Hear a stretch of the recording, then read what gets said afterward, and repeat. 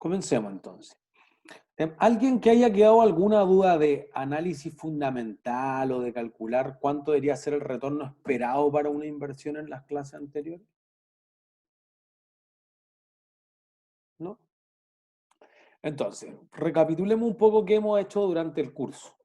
En el fondo, partimos con el primer caso, las primeras semanas en marzo, decíamos, mira, ¿en qué activos podrían invertir las empresas y qué cosas tienen que mirar, retorno objetivo, como un panorama de lo que haría un gran inversionista, en ese caso, un fondo de pensiones que tenía como un objetivo que cumplir para pagar pensiones en un plan definido? Después empezamos a revisar los distintos instrumentos que uno podría tener. Fuimos a acciones, fuimos a activos reales y después dijimos, mira, hay cosas que uno puede mirar en los mercados financieros y fuimos a algo de microestructura. Entonces uno podría estar mirando ciertos indicadores y vimos cuando tuvimos 3 o 4 lunes negros seguidos que en el fondo uno podía ver ciertos commodities y que el petróleo y el precio negativo y discutimos eso. Después introdujimos algo de derivados donde decíamos es que no era realmente el precio del barril de petróleo, sino que era un contrato de futuro a petróleo, y hemos visto que otros instrumentos podrían ser. Entonces dijimos bonos, que parece ser una inversión más del tipo tradicional, podría ser un private equity, y un private equity podría invertir en un fondo inmobiliario, y por ejemplo nosotros le pusimos número a eso en el caso de que fuese los estacionamientos que nosotros hicimos un poco, y después dijimos podría invertir en otras cosas. Entonces podría invertir, por ejemplo, en el primer caso, en un carguero, en un barco, o podría invertir en un estadio, en un equipo de fútbol, y entender que el comportamiento de la acción en el fondo reaccionaba a otros factores distintos al resto. ¿Sí? Y nosotros dijimos, mira, quizás lo importante para medir el performance, el desempeño de una inversión es cuánto debería rentar. Y en ese sentido, para completar el último caso, nosotros vimos que esencialmente, conmigo el viernes pasado, decíamos, mira, el retorno que debería esperar de cualquier inversión subí, digamos, sería la tasa libre de riesgo más el beta, que decíamos es la cantidad de riesgo que tiene, y nosotros vimos que si los beta eran de cierta industria, eran más complejos o menos complejos de reaccionar frente al mercado, o eran más sensibles, o eran activos contracíclicos, etcétera, y eso aumentaba el riesgo que está medido por el beta, y eso tenía que pagar un premio por riesgo de mercado. Y en el fondo este premio por riesgo de mercado dijimos que iba a ser, por una parte, lo que esperara que rentara un portafolio realmente diversificado, y habíamos hablado de teoría de portafolio, de minimizar el riesgo, etcétera, que era lo que llamábamos el mercado. Dijimos cierto índice, en el caso era el FTSE 100, que es el índice de Inglaterra, por ejemplo, pero en Estados Unidos podría ser el S&P 500, podría ser el IPSA en Chile, y así sucesivamente. ¿Sí? Dijimos lo que pague ese índice en promedio, por eso que es la esperanza, por encima de la tasa libre de riesgo, risk free. ¿Sí? Entonces hay ciertas cosas que se empezaron a discutir con el tiempo.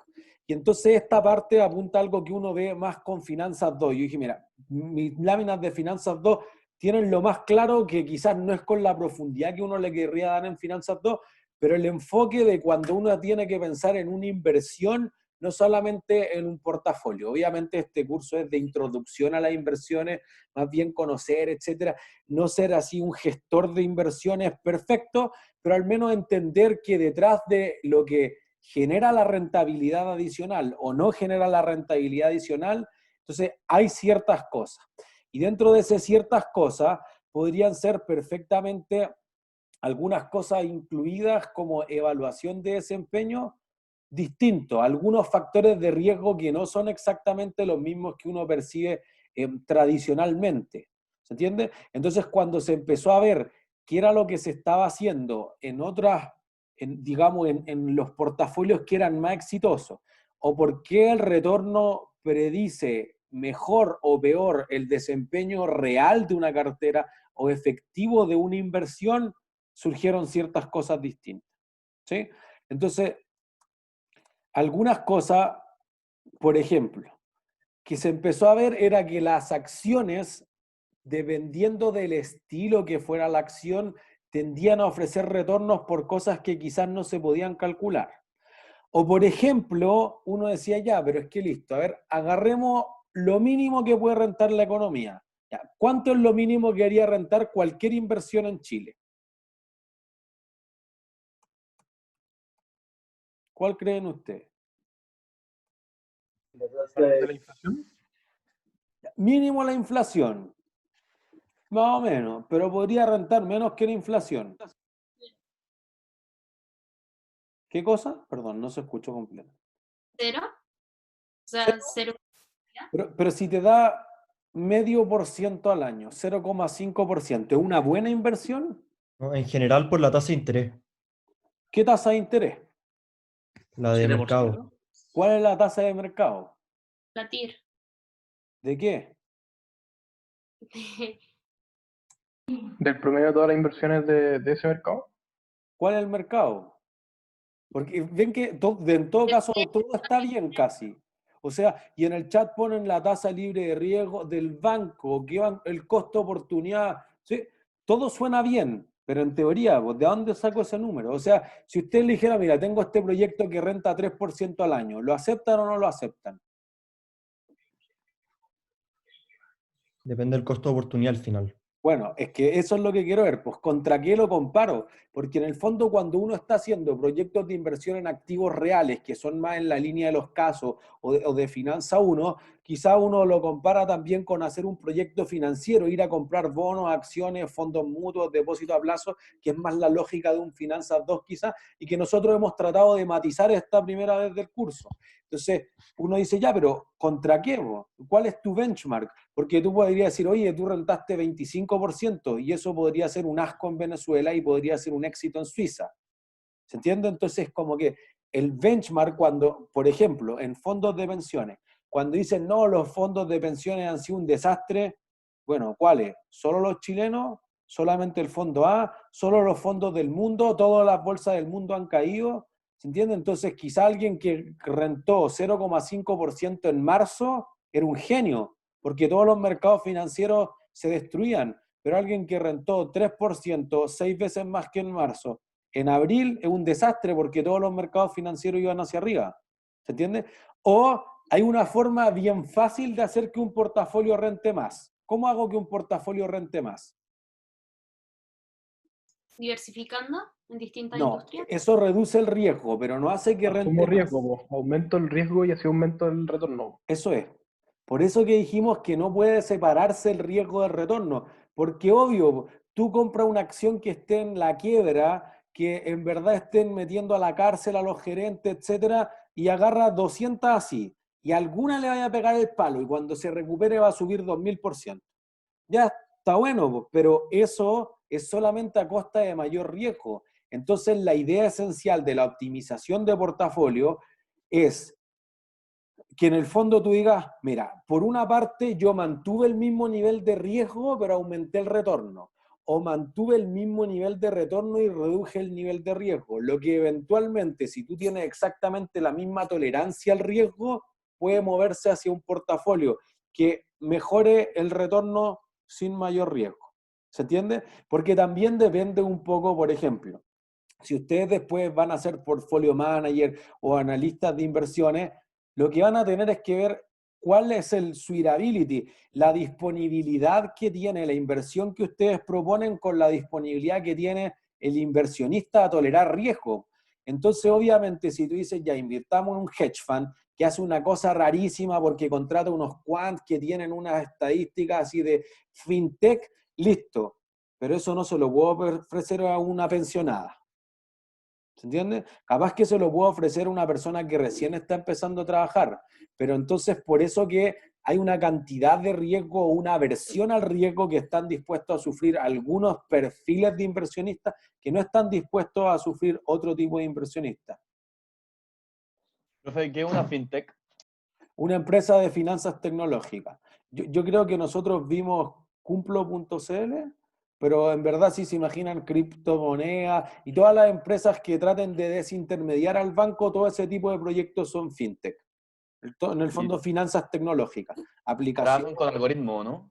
Claro. Bueno, los que trabajan con el algoritmo, que las próximas 2 semanas que nos vamos a concentrar en análisis técnico, más bien van a la idea del trading. Y en el trading no es tanto como el enfoque que nosotros hemos dado, que quizá una inversión tiene que rentar en el largo plazo, sino que los de trading apuntan a retornos bien chicos, pero repetidamente.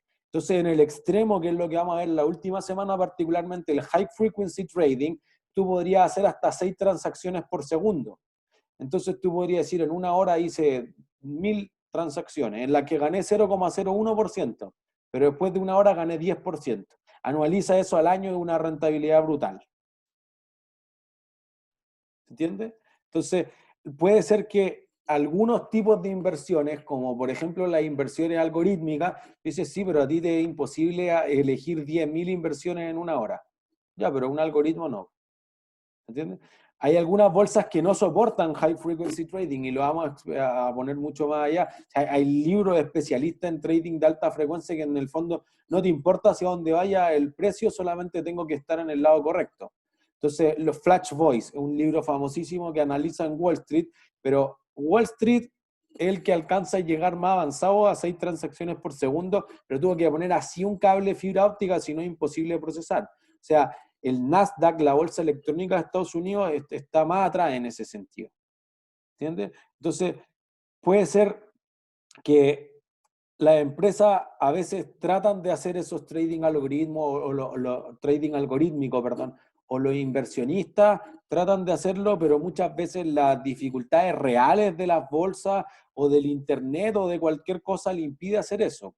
Entonces, por eso que ahora han llegado a ciertos extremos en los que no pueden competir, pues tengo bots para tradear criptomonedas, los arbitrajes de las criptomonedas con bots son bien clásicos, tengo inteligencia artificial leyendo el mercado, leyendo noticias de Twitter, etcétera.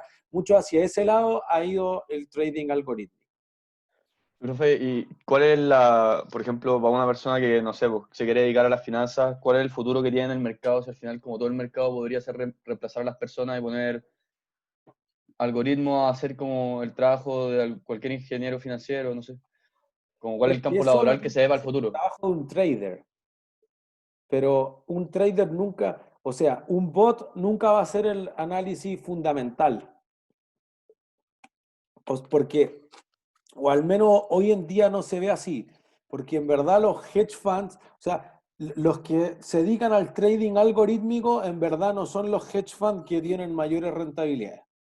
Hay muchas cosas de instinto, hay muchas cosas de contacto. Entonces, como que un robot nunca va a saber leer una noticia como en el estilo que está escrito. Y eso que las inteligencias artificiales han progresado mucho. Pero en el fondo, ¿a qué hora salió? O sea, todavía programan ese tipo de cosas, pero ¿cómo te miró? Por ejemplo, casos clásicos en Estados Unidos era, por ejemplo, que cuando se juntaba la Reserva Federal, después tuvieron que salir con máscara. Porque si salía alguien de la Reserva Federal y sonreían, iban a bajar las tasas. Si tenía cara de pena, iban a subir las tasas. Y entonces los inversionistas salían a invertir así. Entonces después la información a ciertos periodistas de internet, de diario impreso, etcétera, se les daba alguna información que después ellos podían filtrar antes al mercado, porque se les daba como media hora antes, se suponía que en una bóveda secreta, que en realidad no llegaba el wifi, nada, que ellos solo podían redactar en un computador sin acceso a internet su artículo para que cuando la Reserva Federal publicara el cambio de tasa, ellos estuvieran al mismo tiempo. Pero aún así se filtraban de alguna forma. Entonces, ese tipo de lecturas de la información, al menos en estos días, imposible que lo hagan las inteligencias artificiales.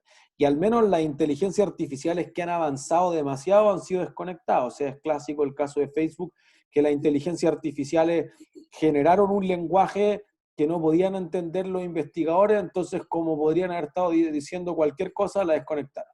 Se supone que era mucho más eficiente el lenguaje y todo, pero no tengo idea, lo corto. ¿Se entiende? Entonces, podría ser que hay un futuro ahí. Hoy en día las finanzas tecnológicas no están tan orientadas a eso, sino que están más orientadas a desintermediar esto, evitar al banco, reducir los costos de que el banco junte a las personas, que haga seguro, o sea, todo lo que tiene que ver con blockchain tiene que ver mucho en eso, que los contratos queden doblemente respaldados, que las transacciones sean leídas por varios y validadas, y ahí está la minería de las criptomonedas, ese tipo de cosas. Vale, profe, muchas gracias. Entonces, como que uno lo que quiere ver, digamos, más en las finanzas, todavía las que más se utilizan, es que en el fondo uno puede pensar perfectamente que la empresa tiene que rentar, o el proyecto, o la inversión, etcétera, tiene que rentar algo más que lo que rentaba tradicionalmente. Entonces, digamos que un problema simple, antes de ir a cosas mucho más avanzadas, es lo que planteamos recién, pues ya, pero ¿qué es la tasa libre de riesgo? ¿De dónde saco esa tasa? ¿Qué cosa es realmente libre de riesgo en la vida?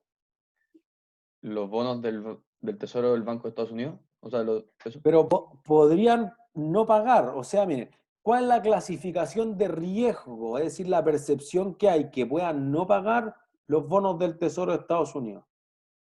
Es bajísima, pero igual existe una probabilidad. O sea, ninguna tasa es en realidad 100% libre de riesgo. Eso es. Entonces, fíjense. Si no, yo entré a la página de BTG Pactual, mercado en línea, que siempre me parece bien clara de lo que hace. Lo voy a checar un poquito. Entonces, fíjense que acá tenemos datos de los mercados en tiempo real de las tasas de interés. Por eso, fíjense que algunos números van cambiando, el euro, etc. Entonces, por ejemplo, un bono del Central en pesos a 2 años paga 0,4% de interés anual. ¿Y la inflación de Chile en promedio cuánto es? De 0,3. Perdón, de 3%, sorry. De 3%. Esto es una tasa nominal entonces, porque está en pesos. Fíjense entonces que si yo le quito la inflación salgo en contra. O si yo voy a mirar, por ejemplo, un bono del Central en unidades de fomento a 5 años paga menos 0,83. Eso es una tasa real. ¿Entiendes? Dato en tiempo real, o sea, si yo meto la plata sin riesgo, te aseguro que pierdes 0,83. Bueno, esa es tu alternativa. ¿Se entiende? Por eso es que uno siempre tiene que ver cuál es la alternativa, costo alternativo, el comparable, el benchmark, listo, pues se hace un portafolio de bonos casi libre de riesgo, en el caso de Chile, o sea, que sean como el Banco Central, renta 0% capaz que un éxito, o un depósito a plazo que sea por un valor bajo, digamos, que tenga garantía el Estado. Hasta 200 unidades de fomento tienen garantía estatal los depósitos. Entonces, renta 1% es un hit. ¿Se entiende? Porque la alternativa es recibir con seguridad una tasa negativa. ¿Alguien había levantado la mano? Vamos a adelantar sin querer. Yo tengo una pregunta, profe. ¿Hasta qué monto tienen garantía estatal? 200 unidades de fomento. Ya. Por eso que los comerciales de los bancos, o si uno va al banco físicamente, dice, infórmese sobre la garantía estatal de los depósitos en su banco o en la... Ahora ya no es BIF, ahora la Comisión del Mercado Financiero. ¿Sí? Entonces, uno dice, mira, aquí está el benchmark, pero podría ocurrirte que en otras partes del mundo sea distinto, porque en el fondo uno dice, ya, Chile nunca ha dejado de pagar su deuda externa, pero la clasificación de riesgo de Chile es A+. Podría pasar que otro bono, ya ahí vemos los de Estados Unidos, fíjense, un bono del Tesoro de Estados Unidos paga 0,19% anual y a 10 años 0,7%. Esa es la alternativa nomás. Por eso que una explicación de que los fondos de pensiones, o las pensiones particularmente, cada vez van a ser más malos es porque esto ha pasado con el tiempo. Las tasas de interés se han reducido notablemente. Entonces, fíjense que un bono del Tesoro hace 25 años, hace casi 30 años, en los años 90 rentaba 10% anual. Entonces rentaba 15 veces más que el 0,7. ¿Se entiende? Entonces, claro, al 10% estaba fácil, pues no tenía que buscar una super estrategia de todo lo que nosotros hemos dicho. Por ejemplo, nosotros hablamos del carry trade, que yo invierta en verdad vendiendo en corto los bonos de Japón y comprando los de Brasil, y lo que me quede de plata lo invierto en un bono que paga el principal en euros, pero los intereses los pagan en dólar australiano. Y que además eso esté puesto en un paraíso tributario. estrategias mucho más complicadas. Entonces, obviamente, un portfolio manager y los analistas de inversión en general ahora tienen que inventar estrategias bastante más sofisticadas que lo que se tenía que hacer hace 25 años. ¿Entiendes? Entonces, ahora tus empresas también tienen otra relación, por ejemplo, entre el valor contable y el valor de mercado. ¿Por qué? Porque la mayor parte de las empresas, si uno piensa, mira, ¿cuáles son las 5 empresas más valiosas del mundo? Apple, Apple, ¿ya? Microsoft. Microsoft, Google, Google, Amazon, Amazon, Cencosud. no, Cencosud está como una 100 veces más abajo. Tesla, Tesla Alibaba. vale harto, pero no. está Facebook. sobrevalorada. Facebook. Sí, Tesla está sobrevalorada con seguridad. Entonces, uno dice, mira, esa empresa, ¿qué tienen en los activos? Nada. Tengo una buena marca, que no puedo registrarla contablemente, tengo gente muy capacitada, tengo un personal comprometido, por ejemplo, LATAM Airlines. Lo mejor que tienen son sus trabajadores comprometidos a morir. O sea, creo que lo hemos dicho todo el semestre, pero ganan menos que el mercado y además están dispuestos a bajarse el sueldo 50%. Ese trabajador vale la vida.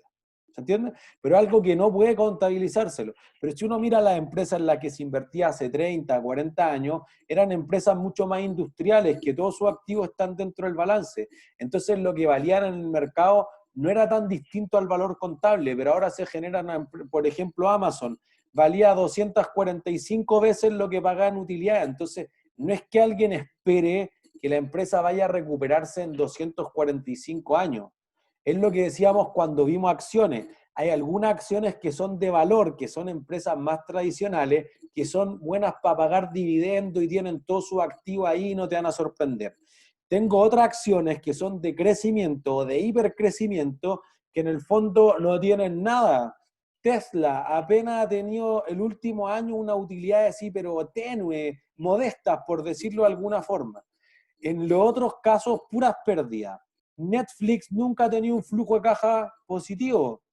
Y entonces uno dice, bueno, pero esas son las empresas de la nueva era, quizás esas van a ser todas. Entonces obviamente va cambiando la percepción que uno tiene en que si antes era fácil invertir en eso, y tú decías, ya, pues invierto en Coca-Cola, me voy a la segura, invierto en una petrolera, me voy a la segura. Bueno, ahora es distinto. Tengo muchas más empresas que están en muchas más áreas que son mucho más difíciles de investigar, entonces me tengo que meter en los proyectos, que si va a patentar esta vacuna, que si este dispositivo sale, que si se va a asociar, que la guerra comercial, son otras cosas, otras complejidades que hay que mirar en estos tiempos. ¿Se entiende? Y particularmente afuera,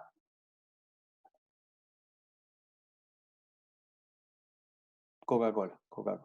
La Coca-Cola es una empresa de valor, perdón, estaba leyendo el chat. Voy a bloquear el chat para no volver a desconcentrar.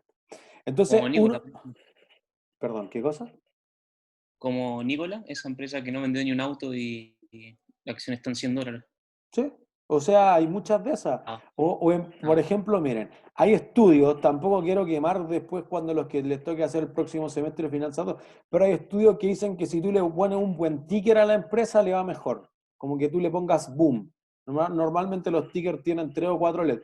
Tú le pones boom a una empresa que se dedica a lo explosivo y le va mejor que una empresa que tenga todos los fundamentos mejor. O que tú le pongas Yummy, o le pongas puras cosas así. Entonces, como que hay ciertos factores que le dan performance, digamos, mejor desempeño a la acción que otros. ¿Se entiende? Entonces, podría ser la diferencia. Entonces, por ejemplo, miren, bonos de Suiza.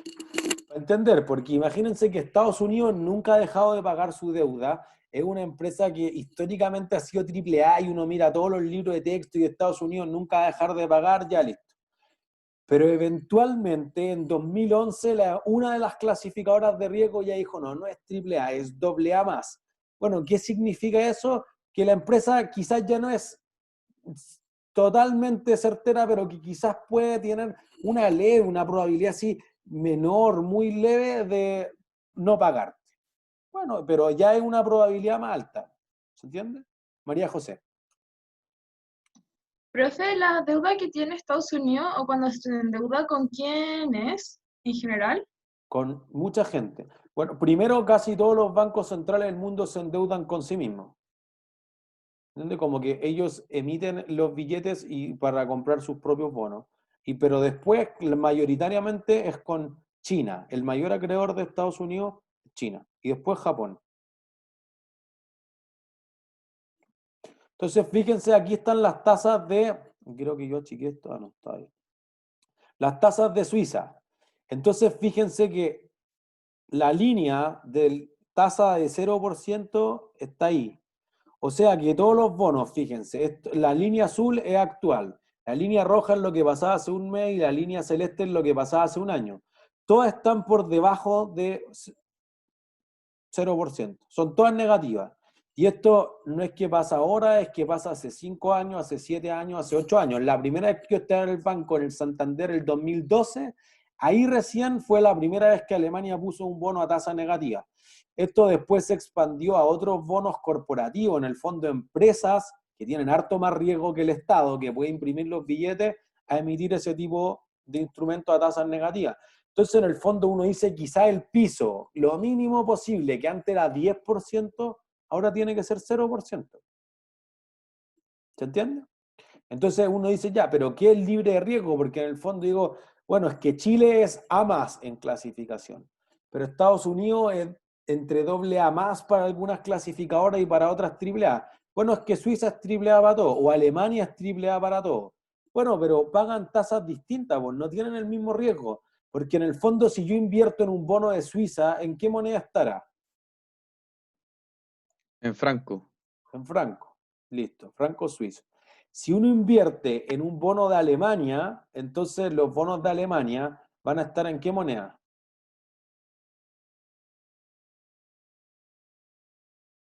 Euro. Euro. ¿Se entiende? Entonces, no, tengo un riesgo de moneda. ¿Qué moneda es más dura? No sé, pues ahí ya empiezan los estilos del inversionista. ¿Se entiende?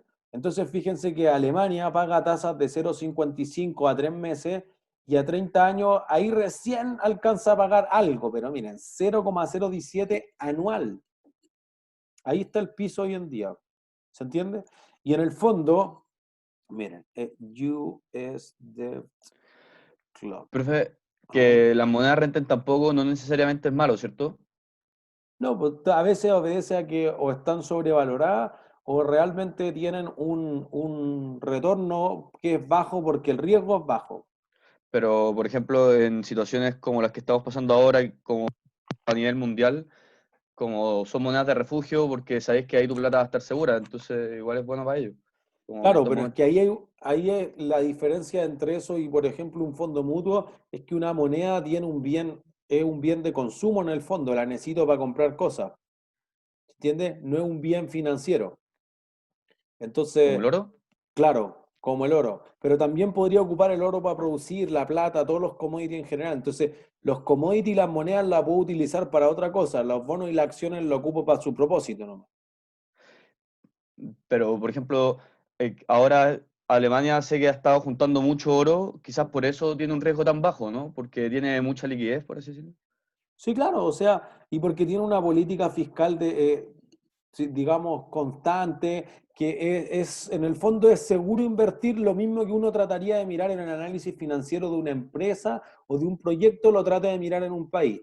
Entonces tiene una política responsable superavitaria, por ejemplo. Mira, yo creo que aquí se va a ver mucho mejor. Esta es la deuda en tiempo real de Estados Unidos. Entonces, este número de acá es todo lo que debe Estados Unidos. ¿Cuánto plata es eso?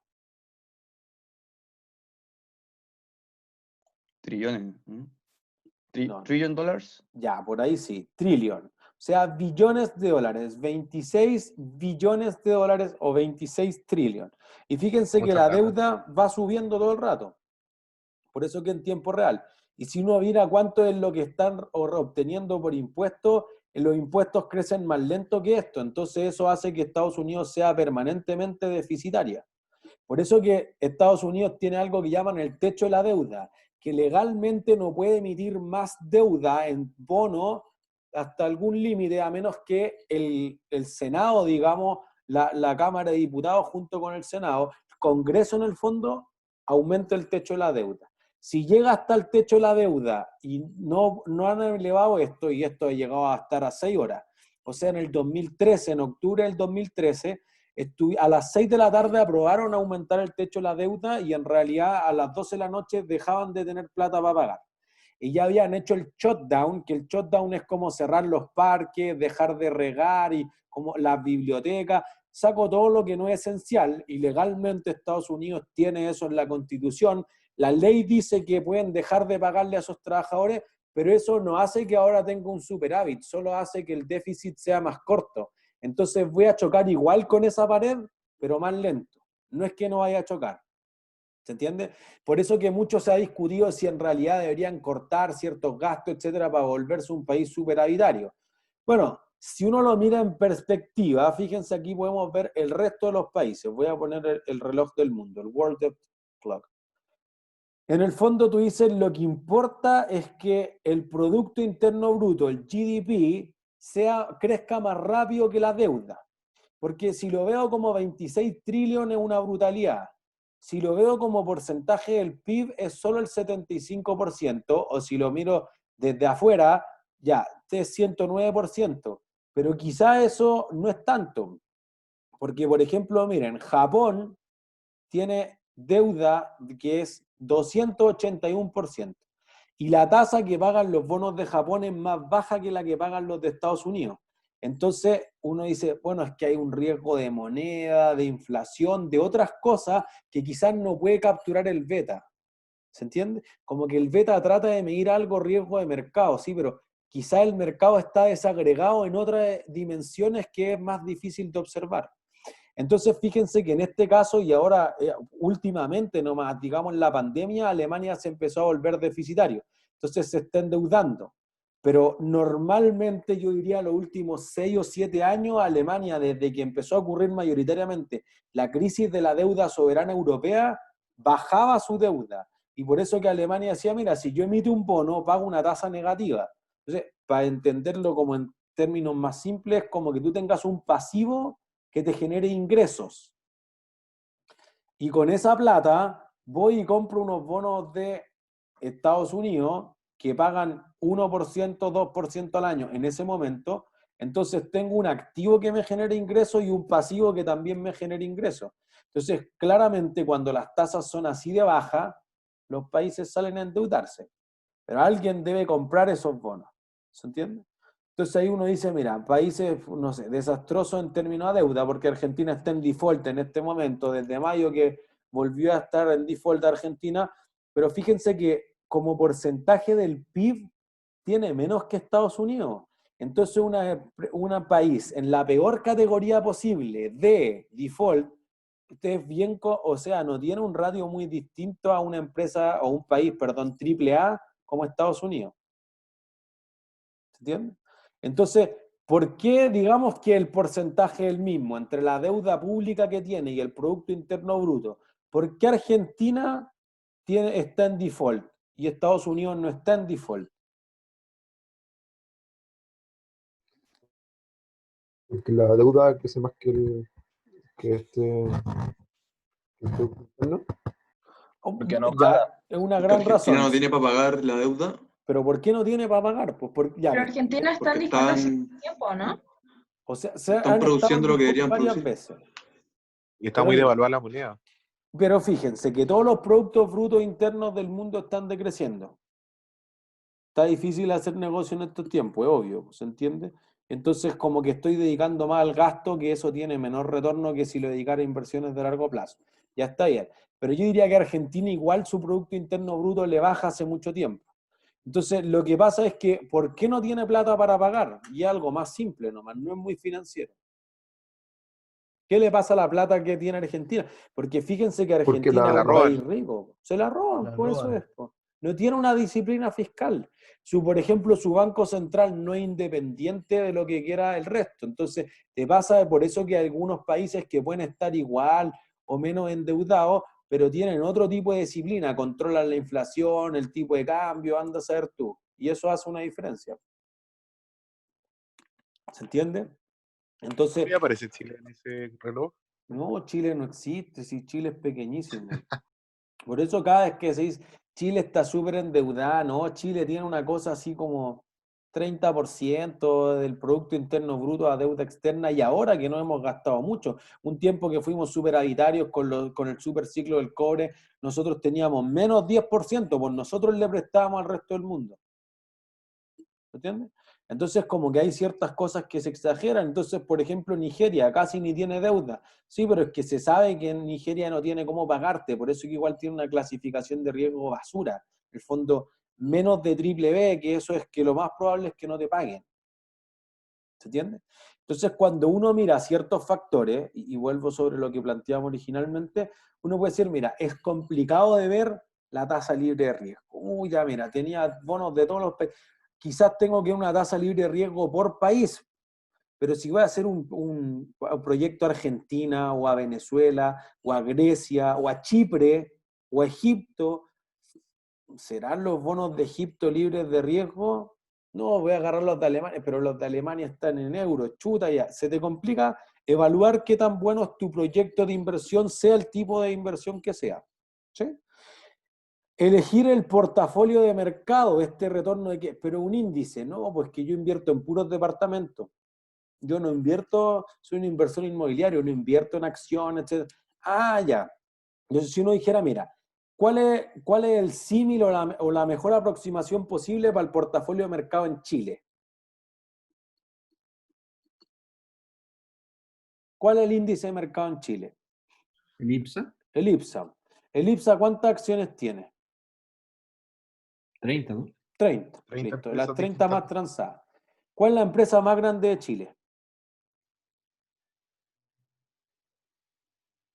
Falabella. En la Codelco. bolsa sí. Codelco, que no está en la bolsa. Entonces, Codelco no está incorporada en el IPSA. No transa sus acciones públicamente. El PIB de Chile está dado como mayor porcentaje. ¿Por qué sector industrial? El La petróleo. minería. Minería. ¿Y en la bolsa qué empresas mineras hay? Mineras metálicas. Sokimich está en la bolsa, ¿no? Pero Sokimich es no metálica. CAP. ¿Sí? CAP, ya, acero. ¿Qué más? Barrick, todas esas empresas. No, Barrick es canadiense. Ah. Río Tinto, inglés. La de Luxit, ¿cómo se llama? Antofagasta Minerals, listada en Inglaterra, y que pertenece al FTSE 100, al índice de las 100 acciones más transadas en Inglaterra. No lista acá. Entonces uno después, Anglo American, no sé, empresas muy grandes. No, ninguna de esas lista acá. Entonces el IPSA ni siquiera es tan representativo de cómo se comporta el Producto Interno Bruto de Chile. Entonces uno dice, ya, el sector exportación. Bueno, los exportadores no son tanto los que están ahí en la bolsa. Están las salmoneras, seguro, pero por ejemplo, todas las empresas frutícolas, está Hortifruti, y hay un par más. Y hasta ahí llegamos. Están las viñas, está Conchitoro, está San Pedro, etc. Pero hay una parte importante de la economía que no está representada ahí. Y alguien podría decir, yo invierto en coleccionables, yo invierto en estampillas, en moneda, en caballos de carrera, en autos, no sé, otro tipo de inversiones que no esta. ¿Se entiende? Entonces, esas inversiones no capturan realmente el efecto o el riesgo que estoy asumiendo. Porque en el fondo, mira, si tú compras una acción o compras una escultura, ¿cuál es la diferencia? La La liquidez. acción es más volátil y La liquidez. Eso es. En el fondo la escultura es poco volátil, pero la volatilidad no captura el riesgo. Eso es lo que quiero decir, porque digo, no es que nadie me oferta por la escultura o por el cuadro nunca. Es mucho menos líquida. Si yo tuviera que hacer caja porque tengo una emergencia médica, hay 2 personas que compran este tipo de cuadros nomás, no hay nadie más. Pero las acciones hay 1 millón de personas que podrían comprar. ¿Se entiende? Entonces hay otros factores que podrían estar incluidos en el performance. ¿Sí? Entonces, por ejemplo, Fama y French, Jean Fama o Jean Fama, que ganó el premio Nobel del 2013 en finanzas, dijo, mira, nosotros encontramos un modelo que supera el Capital Asset Pricing Model, porque el Capital Asset Pricing Model solamente consideraba este primer pedacito. Entonces te decía que el retorno esperado de cualquier inversión debería ser la tasa libre de riesgo más el beta por un premio que es de mercado. Entonces hasta ahí es CAP. Bien, pero nosotros encontramos que el retorno explicado, que lo probaron particularmente con acciones, está dado por otras cosas. Está dado, por ejemplo, porque existe un beta al tamaño, que significa esto SMB, Small minus Big. Es decir, que las acciones que son de menor tamaño rentan más que las que son de gran tamaño. Entonces, mientras más pequeña sea tu empresa, más va a rentar. ¿Qué hicieron entonces los portfolio managers o los fondos de inversión? Dijeron ya, pues, entonces tengo las empresas de large cap, alta capitalización, Apple, por ejemplo. Tengo las mid cap, ya, las que valgan, no sé, 2.000 millones de dólares, 5.000 millones de dólares. Tengo las empresas de small cap, que valgan menos de 1.000 millones de dólares. Tengo las empresas micro cap, que valgan menos de 500 millones de dólares. Y tengo las empresas nano cap, las que valgan menos de 100 millones de dólares. Entonces tú podrías seleccionar un portafolio que sea solamente nano cap del sector de robótica. Empezaron a abrir portafolios y generar fondos y todo lo que hay detrás de los portafolios para decir, mira, si hay realmente alguien que quiere exponerse solo al riesgo del tamaño, te escojo la empresa más pequeña posible, y entonces empezaron a sectorizarse los portafolios. Entonces ahora el performance, tú decías ya, listo, este es el beta, pero ¿cuál es tu beta al tamaño? Ahora te voy a evaluar por dos indicadores. ¿Por qué tan grandes son las acciones que tú compraste, además de por la exposición que tienen al mercado? Y se supone que el precio de Small minus Big ha pagado significativamente algo así, como desde esos tiempos, 3% al año extra. Si acá ustedes le pusieron en el caso 5 o 6, ya esta parte explica harto, pero el tamaño podría explicar algo más del desempeño de su inversión. ¿Sí? Y además dijeron nuestro modelo es de 3 factores, por eso se llama el modelo de 3 factores de Fami French. Hay un beta a la relación que tengan las acciones en valor de mercado versus el valor contable. Y entonces dicen, mira, high minus low, alta relación libro a bolsa o contable a mercado versus baja relación libro a bolsa. Y decía que las que tienen alta relación valor contable sobre valor de mercado son acciones que rentan mucho más. ¿Sí? Y eso habían pagado premios inclusive más altos todavía. Y entonces dijeron, mira, si yo quiero medir el performance y después uno le puede dar la vuelta en Finanzas 2 y analizar la eficiencia de mercado, pero que no es nuestro efecto, estos dos factores podría exponerme a acciones que son más bien pequeñas, que tienen una alta relación libro a bolsa y que tienen un beta alto, y entonces obviamente ese portafolio va a rentar más. Pero quizá es algo que no podía ver cuando hacía la evaluación del desempeño solo con un beta. ¿Se entiende? Entonces, ¿qué decían? Mira, el small minus big se explicaba esencialmente porque las empresas pequeñas, por ejemplo, eran nuevas, tenían poca historia financiera. Entonces, una pyme, si se lo imaginan en el extremo, tiene menor acceso al mercado de capitales, tienen flujo de cajas que son más volátiles, y aparte, si entra en una guerra, en una depresión económica, las primeras que quiebran son las pymes. Lo ven ahora, ¿se entiende? Entonces, esas empresas habían rentado 3% más en promedio que las de large cap, ¿sí? De alta capitalización. Por el otro lado, la relación libro a bolsa decía, mira, para que una empresa tenga un valor contable alto y un valor de mercado muy bajo, es que tiene que haber sufrido algún golpe últimamente. Por ejemplo, tener malas utilidades, bajos flujos de caja, o está en estrés financiero reciente. Entonces el mercado lo capturó, pero la contabilidad todavía no lo puede capturar. LATAM es el ejemplo de una que tiene alta relación libro a bolsa. Porque en el fondo, en el valor contable todavía vale 17.000 millones de dólares, pero en realidad si uno mide el valor de mercado es bastante menos. Entonces uno dice, claro, porque está en estrés financiero recientemente. Y la contabilidad no puede hacer el deterioro tan rápido, pero el mercado puede hacer el deterioro cuando se le ocurra. ¿Se entiende?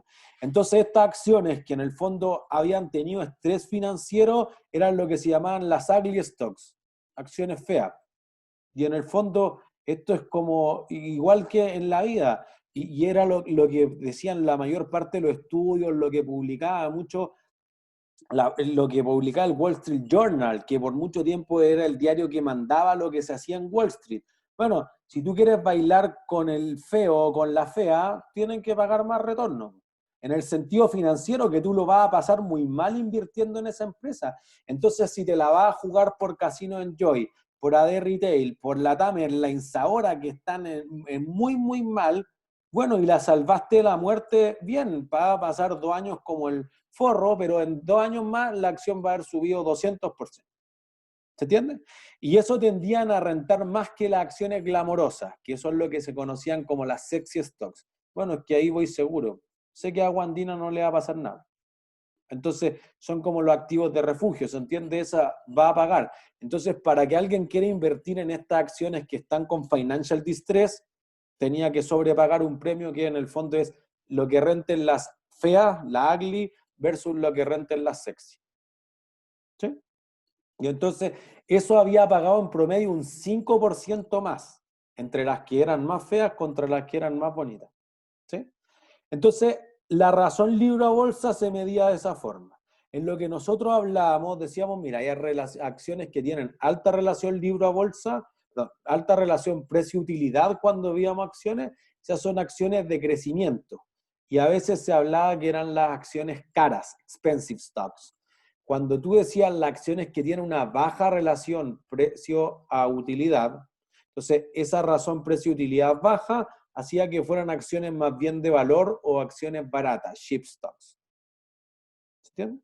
Entonces son como los estilos que le da el mercado de inversiones a ciertas cosas. ¿Se entiende?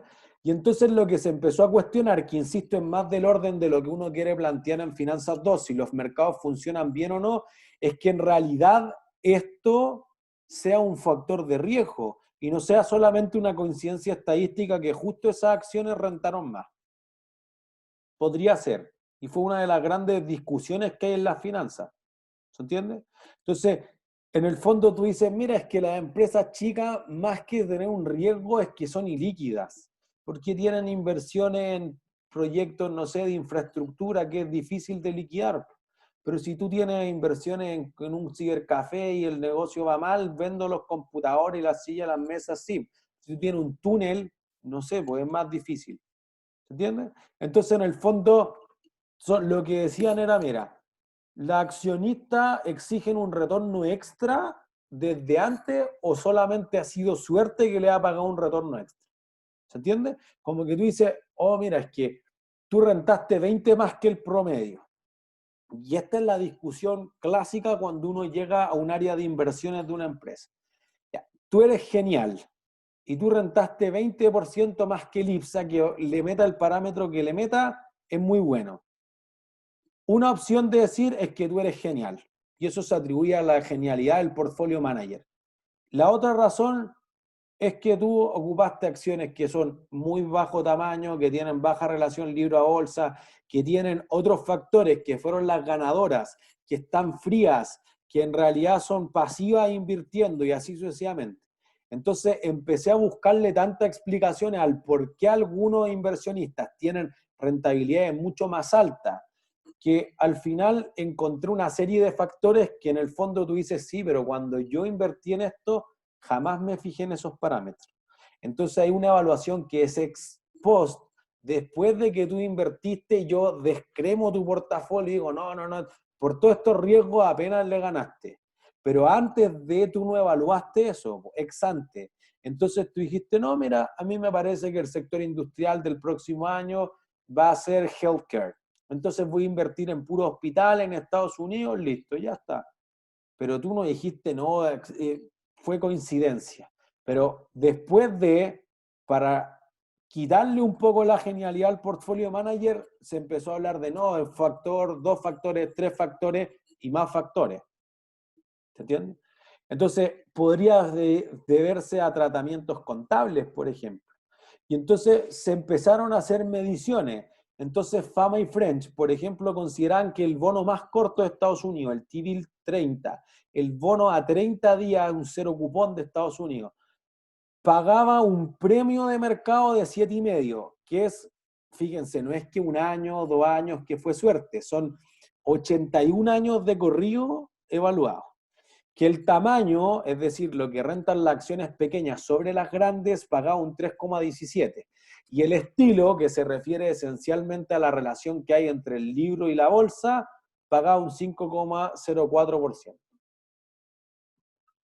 Extra, ojo, que no se explicara por otra razón.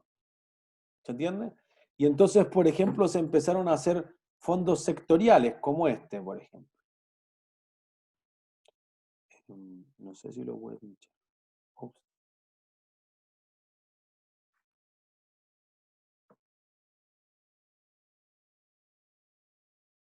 A ver, lo voy a copiar a mano.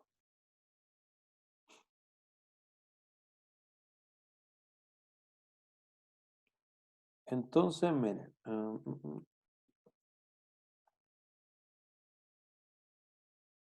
Aquí está.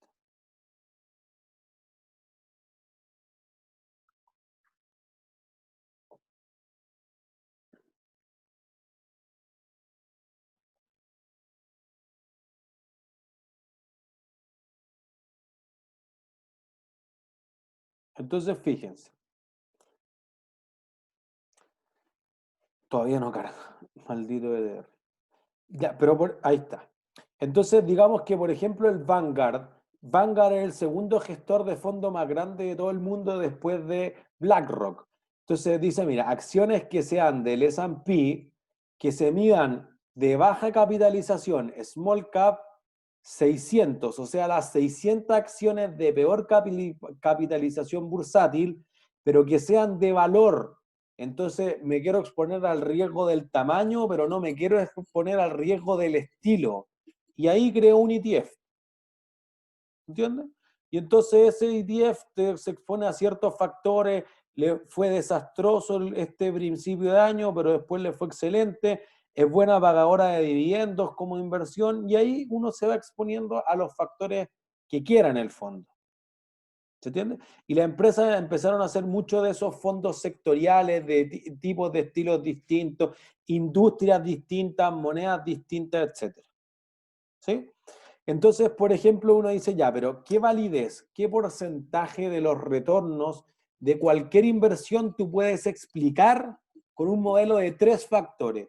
Bueno, según los estudios de DFA, Dimensional Fund Advisors, que es un fondo para los que Fama y French, insisto que Fama es ganador del premio Nobel en finanzas, son directores, no es el portafolio manager, pero eventualmente son directores que ponen la estrategia dicen que el 96% de los retornos se pueden explicar con el modelo de 3 factores.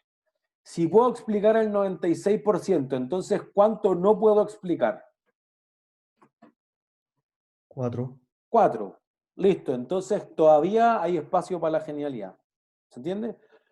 Otros estudios decían, mira, si yo lo separo por el aporte que tiene cada uno de estos 3 factores, el beta de mercado me explica el 68%. El beta de la relación libro a bolsa me explica el 11% y el del tamaño me explica el 13%. Pero hay un 8% que no tengo idea por qué ocurre. Podría ser que hay genios que saben hacer stock picking. Puedo seleccionar justamente las acciones que hay que comprar y las que hay que vender. O más en la lógica del trader saben hacer market timing. Y market timing va en la idea de que yo entro y salgo justo en el precio más alto y en el más bajo si es que tengo que vender y comprar. ¿Sí? O de plano tienen suerte. Y hay algunos que han evaluado cuánto es el lucky, el factor lucky que tiene suerte, ¿no? Eso se probó con un estudio que los de Wall Street Journal se ponían todas las acciones, las 500 acciones del S&P 500 y tiraban un dardo. Y entonces caía en cualquiera invento en Apple y decían, no, Apple es la mejor acción, inventaron un artículo y lo ponían. Y eso lo probaron por 10 años seguidos. Y lo que era el performance entre el dardo, lo que salía en el dardo para recomendar cualquier estupidez, o lo que recomendaban los mejores pagados del mercado, no era nada muy distinto. ¿Se entiende? Entonces después se empezó a hablar de monkey investment y hacían una analogía que en el fondo tú te ponías un mono tirando dados y le iba igual de bien que lo que le podía ir a un inversionista profesional. O podrían haber otras razones. Por ejemplo, que tú tengas información privilegiada, inside trading. Tú hablaste con el gerente te contó una papita, o yo, una parte de microestructura que es más compleja, por eso no lo vimos en este curso, es leer el libro de órdenes. Yo veo que se compran 100, 10 millones de acciones y me pego a los bloques grandes. ¿Por qué? Porque ese es un inside trader. Es alguien que tiene una información desde adentro que puede hacer que mejore la rentabilidad de esa inversión. ¿Entiendes? O eventualmente los mercados fallan y son irracionalmente, y en promedio uno falla hacia arriba, uno falla hacia abajo, entonces el 8% podría fallar. O hay algunos factores de riesgo que no conocemos. Por ejemplo, Fama y French en 1993 presentaron esto. Tuvieron un estudiante que después, el año 97, en la tesis doctoral, presentó otra cosa.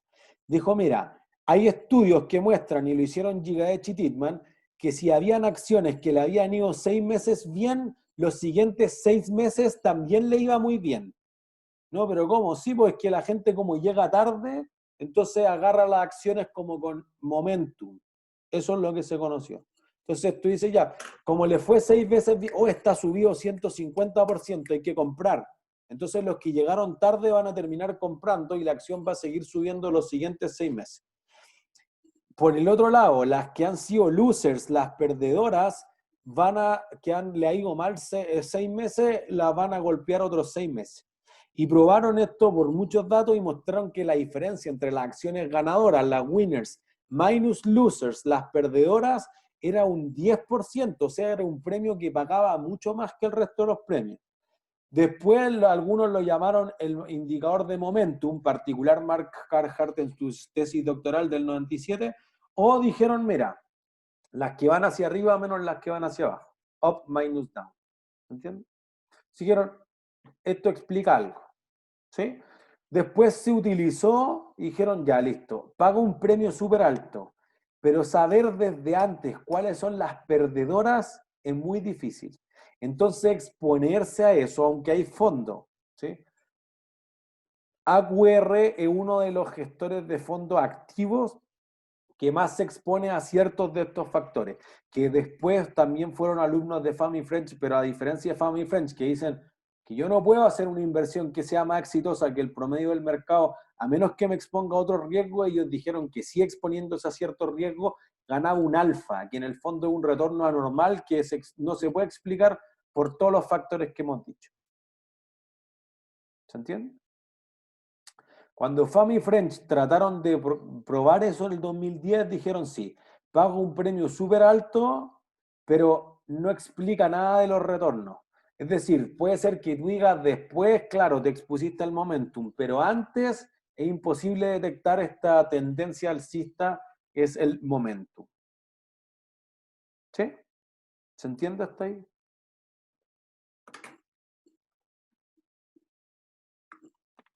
Perfecto. Sí.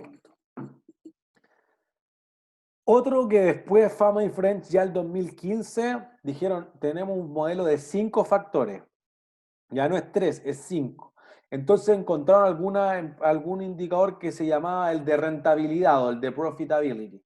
Que dijeron, mira, hay unas empresas que son robustas y otras que son débiles. Y las empresas robustas tienden a sobrerentar con las que son débiles. Y está basado, por ejemplo, en que tenga un retorno sobre los activos contables bueno, o un retorno sobre el patrimonio, o un flujo de caja sobre los activos que sea bueno, consistente en el tiempo.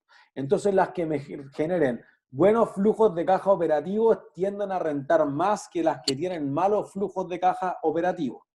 O las que tienen estrategias más bien conservadoras, menos las que son agresivas. Entonces, una empresa que gana 1.000, pero invierte 5.000 millones de pesos, de dólares, lo que sea, en realidad es una empresa que es muy agresiva y esa termina rentando menos en el largo plazo. Entonces las conservadoras, menos las agresivas, también tendían a rentar más y pagaban un premio. ¿Sí? Entonces lo que uno atribuía era que si eran acciones de alta rentabilidad en el sentido contable, no en el sentido de mercado, y tenían bajas inversiones, podía ser un portafolio que rentara más. Lo difícil es demostrar que eso es un riesgo. ¿Se entiende? O entonces, por ejemplo, estos del fondo AQR dijeron, no, pues mira, yo voy a agarrar acciones que sean de calidad menos las que sean una basura. Quality minus junk. ¿Se entiende? Entonces, los inversionistas prefieren tener calidad que la chatarra y están dispuestos a pagar más por la calidad. O por el contrario, castigan la chatarra. Es una opción. O dijeron otro premio, mira, las acciones que son ilíquidas tienen que pagar más que las que son líquidas. Entonces, illiquids minus liquids representa el exceso de rentabilidad que dan las acciones que son ilíquidas. ¿Sí? Y entonces lo medían de varias formas. Si las acciones se transaban mucho en el mercado, si los accionistas controladores tenían mucho del porcentaje y dejaban muy poco como free float o algún otro. ¿Se entiende? Y eventualmente dijeron, si tu empresa además no transa en la bolsa, hay otros factores de riesgo específicos. Entonces, hay otras cosas que se podrían atribuir. Entonces, el modelo más clásico, digamos, 27 años de Fama y French, 3 factores, se fue actualizando a 4, a 5, a 6, a 7, y ahora entonces como que, claro, no rento nada más que el mercado, porque si tú me pones 10 parámetros para compararme, el benchmark es muy duro, es imposible, nada queda a mi genialidad, porque yo te dije, oh, le achunté, no, es que tú te expusiste a este factor. Entonces le pusieron tantos factores a los portfolio managers que su performance obviamente ya no se puede atribuir a la genialidad. ¿Entiendes? Entonces tú pudiste ir a acciones de extremo crecimiento, microcap, penny stocks, acciones que valgan menos de $1, nanocap, que es más chico que microcap todavía, y uno podría decir, bueno, es que como le busco tanta anomalía, el portfolio manager ya no tiene destreza, ya no es genial, ya no obtiene estos retornos anormales que se conocen como alfas positivos. ¿Se entiende? ¿Qué decía la evidencia? El premio por riesgo de mercado para Estados Unidos durante los últimos 41 años, 51 años que se evalúa esto, era el premio por riesgo de mercado solamente 6.29. El del tamaño 3.29. El de alta relación libro a bolsa 4.41. El del momentum es el que más paga, pero es el más difícil de lograr detectar antes de. El de la robustez, digamos, si la empresa es más bien dura o débil, 3,3%. El de rentabilidad en el fondo. Y si es la que es más conservadora, entonces la que son menos agresivas tienden a rentar más. Y, ¿Profe? Ajá. Igual uno puede comprar ETFs que sigan algún índice de momentum, ¿no? Sí, claro. Por eso que eso hizo un cambio fuera de que los estudios no terminaran de demostrar realmente si los inversionistas ex ante miraban eso, sí hizo que los que generan los fondos hicieran fondos sectoriales. Entonces tú quisieras comprar solo fondos de momentum. Si ese fondo o un ETF que solo captura el momentum, bueno, si lo captura bien o mal ya es distinto. Ya, gracias. Entonces fíjense que, por ejemplo, Kenneth French, la mitad de Fama y French, profesor de Dartmouth, publica los premios que tienen históricamente. Entonces, por ejemplo, fíjense acá que te dice, mira, los factores, mercado menos tasa libre de riesgo, el tamaño, la relación libro a bolsa, ahí están los 5 factores Fama y French, pagan esto. Y esto es lo que han pagado en abril. Esto es lo que han pagado los últimos 3 meses, los 12. Si lo hago con el 3 factores de Fama y French explican esto. Y ahí te va dando. Y tú dices, yo quiero hacer algo más estilizado todavía. Pequeño de valor, pequeño neutral, pequeño de crecimiento, alto de valor, neutral, etc. Ya. Puedo hacer la combinación que quiera y esto es lo que tú debiste ganar. Entonces aquí digo, tengo un benchmark. Si tengo un portafolio que es de acciones grandes, pero que se han visto débiles, debió rentar 14,35%. Solo sobre abril, porque abril fue un buen mes para los mercados financieros. Entonces uno dice, bueno, el mío rentó 12, un asco. Pero 12 harto en un año, pero en ese mes un asco. ¿Se entiende? ¿Sí? Tampoco esperamos que ustedes sepan todos los, pero existen. ¿Se entiende? Existen y se buscó explicaciones de por qué las inversiones obtenían más cosas. Entonces estos 5 al menos se explicaban para acciones y para bonos se explicaban otros factores. Por ejemplo, que hay un riesgo de default, de no pago, pero también que hay un riesgo de plazo, que si tú inviertes a 1 año, mostramos las tasas de interés, es distinto a si tú inviertes a 10 años, o si tú inviertes en distintas monedas, o inviertes en un bono que es ilíquido, en un bono que se puede convertir en acciones u otras sofisticaciones. ¿Se entiende? Entonces, ahí lo que se empezó a hacer fue a sectorizar estos factores en el fondo. ¿Sí? Entonces dijeron, mira, si yo rento más que lo que predice KPM, en el fondo nosotros dijimos esto, dijimos, mira, si tú tienes un beta de 0, la tasa libre de riesgo es lo que querías rentar, pues, y en la medida que aumente tu beta, debiera aumentar tu retorno, que es lo que ocurre en la línea verde. Lo que ocurrió en la práctica es que si tú invertías en un portafolio que tuviera beta 0, rentabas más que eso. Y en el fondo eso ocurría hasta que tu beta fuera igual a 1, pero por encima de 1 rentaban menos que lo que predecía la teoría. Entonces alguien dijo, está bien, pues la teoría falla, entonces AQR, que es lo que les decía, inventó este factor, betting against beta. Entonces dijo, mira, apostémosle en contra del beta. ¿Por qué no compro las acciones de bajo beta, vendo las acciones de alto beta y me voy a ganar la diferencia? Voy a generar un premio que lo llamaron betting against beta, apostando contra el beta. ¿Se entiende? Entonces tú fuiste descubriendo cómo estas anomalías prácticas y llegó a eso. ¿Qué implicó esto para invertir? Por ejemplo, que aumentó la gestión activa, gente comprando y vendiendo en vez de comprar un ETF y hacer hold, digamos, buy and hold, comprar y mantener. ¿Se entiende? Como era más difícil cada vez obtener oportunidades más rentables, se ocuparon muchos derivados financieros, particularmente para apostar porque eso te apalanca. O sea, en el fondo es como que yo endeudar el portafolio y si le va bien, le va muy, muy bien. Si le va mal, también le va muy, muy mal. Hubo cambios o se hicieron cambios en la estructura de la liquidez, como los mercados han sido inundados permanentemente con caja a tasas muy, muy bajas. Entonces se prefirió ir a los inversionistas, a las inversiones que veíamos al principio del curso, más del tipo tradicionales, y eso implicaba que la empresa iba a tener menos activos más líquidos, pero podrían ser más rentables. ¿Se entiende? Entonces al final uno decía, mira, el premio que gana tu inversión por encima de lo que aproximemos por la tasa libre de riesgo puede estar dado por el tamaño de la acción, por el mercado, por el valor, por la rentabilidad, por el momentum, por la inversión, por la calidad, por la liquidez, por la moneda, por el default, por el techo soberano, por la tasa de interés y por cualquier otra razón. Y en el fondo lo que te pasaba era esto.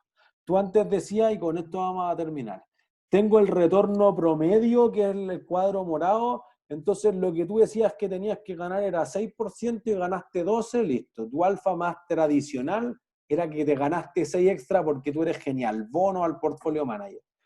Pero después fue, mira, ¿sabes qué? En realidad nosotros vimos que hay otros factores de riesgo y en el fondo tu alfa ajustado es una cosa un poco más humilde, porque tú te expusiste a acciones de small cap y de alta relación. Ya, listo, está bien, pero igual tenía un alfa.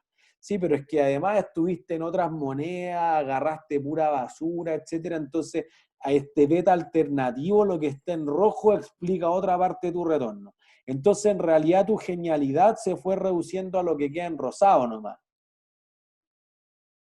Y se le ha complicado la pista a los inversionistas. ¿Entiendes? O a los portfolio managers en ese sentido. ¿Sí? Así que eso es esencialmente lo que ha pasado en los mercados financieros. Pues entonces, y con esto terminamos la clase, ustedes podrían ser capaces de contestar esto. ¿Ven la encuesta?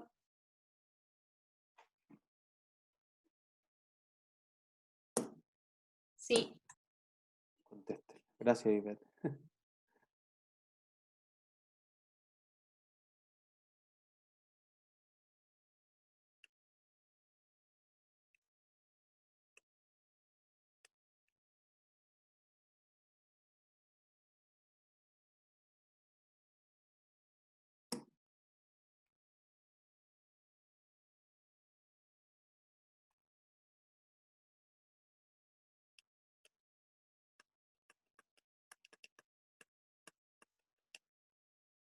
Quizás yo no les dije, pero por ejemplo el premio por iliquidez.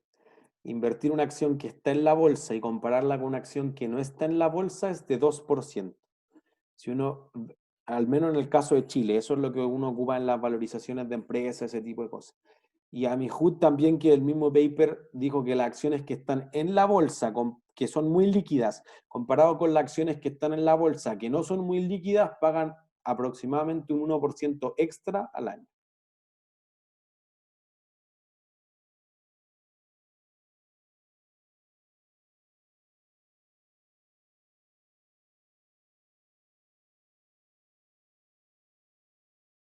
Ahí está.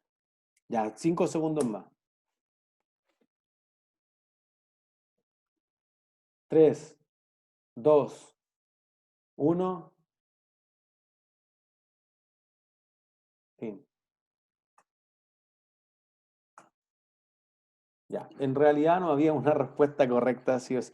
Pero de los números que mostramos, el winner minus loser o el del momentum, el premio de ganadores menos perdedores, es el que más paga en promedio, pero es el más complejo de encontrar. Entonces tú dices, ya, si voy a ver las acciones ahora, ¿cuáles serán las ganadoras? ¿Cuáles serán las perdedoras? Las compro ahora y cuando las vendo, ese problema de timing te genera. Entonces, si no, segunda mejor el premio por tamaño. Premio por tamaño ha pagado 5. El premio de Betting Against Beta, el de apostar contra el beta, ha pagado algo así como un 2%, que es más de la idea de el tamaño. ¿Se entiende? Entonces, relación libro a bolsa o el de momentum son los tipos de estilo de inversión o de factores de riesgo que más han pagado el premio. ¿Sí? ¿Dudas de la clase de hoy? ¿No? ¿Todos claros? No, profe. Ha sido todo por hoy entonces. Que tengan muy buen fin de semana. Yo, profe, igual. Chao, Buena. chao. Profe, yo no tengo una duda, profe, pero quiero gracias. preguntarle algo. Chao, profe, gracias.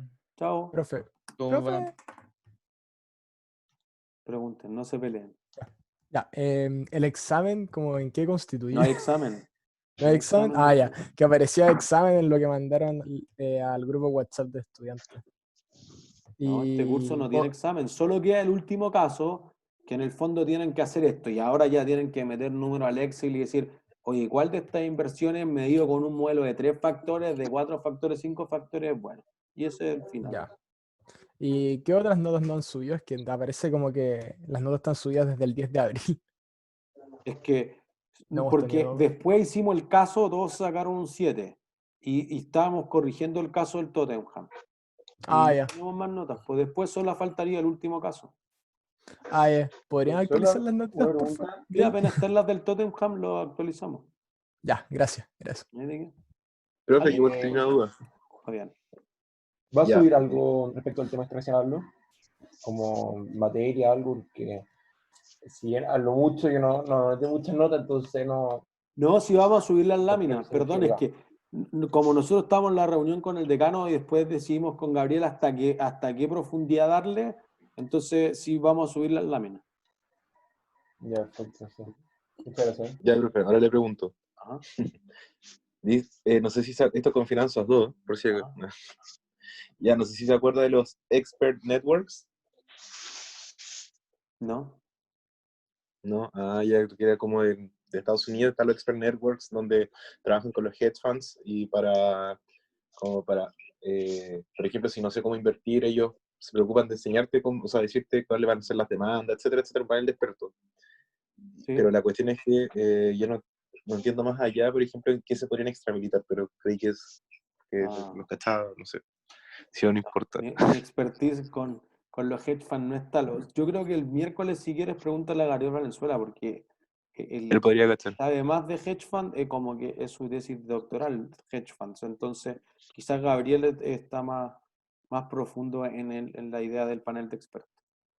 Bueno, ya le voy a preguntar ahí al profe Gabriel. Sí, pasó, profe. Perdón la molestia. No hay deje. Ahí nos vemos. Chao, chao. Buen fin de. ¿El mercado no daría una rentabilidad más alta? Pues de nuevo, ¿por qué el mercado? ¿Por qué apostar en contra del mercado no daría una rentabilidad más alta? El betting against beta. Pero no es apostar contra el mercado, sino que más bien es comprar acciones de baja beta y vender acciones de alto beta. Entonces, en el fondo, como que si yo unas suman y otras restan, te va a quedar como un beta negativo. Me estoy exponiendo a las acciones como de reserva, digamos, de beta bajo, así como empresas de utilities, de servicios básicos, y estoy vendiendo las acciones de beta alto, digamos, las de publicidad, las de entretenimiento, ese tipo de cosas. Ya entendí, perfecto, gracias. Profe,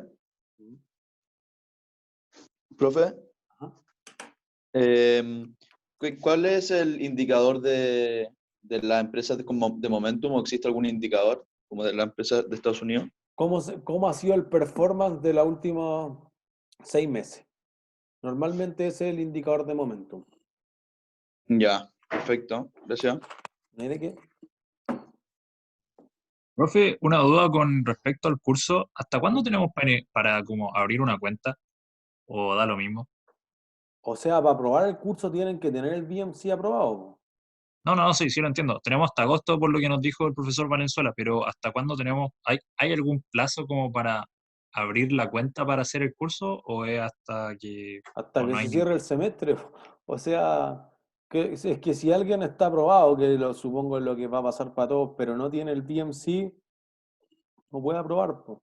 No podemos marcarlo en el sistema como check. que el profe Valenzuela nos había dicho el miércoles por lo menos que no iba a estar como dentro de las obligaciones de pasar el ramo. No sé en qué quedaron ustedes, pero nos dijo eso el miércoles. Bueno, si eso dijo él, no es lo que conversamos, pero él quizás quitó esa exigencia, pero porque ya tienen, como ya tienen las cuentas creadas, o la mayor parte tienen las cuentas creadas y pueden acceder libremente, como que ese era como el requisito del curso, en el fondo. O sea, Pero si Gabriel dijo que no, y después te lo confirma por escrito, entonces no. ya, perfecto. Ok. Ya, gracias. ¿De qué? Chau, chau.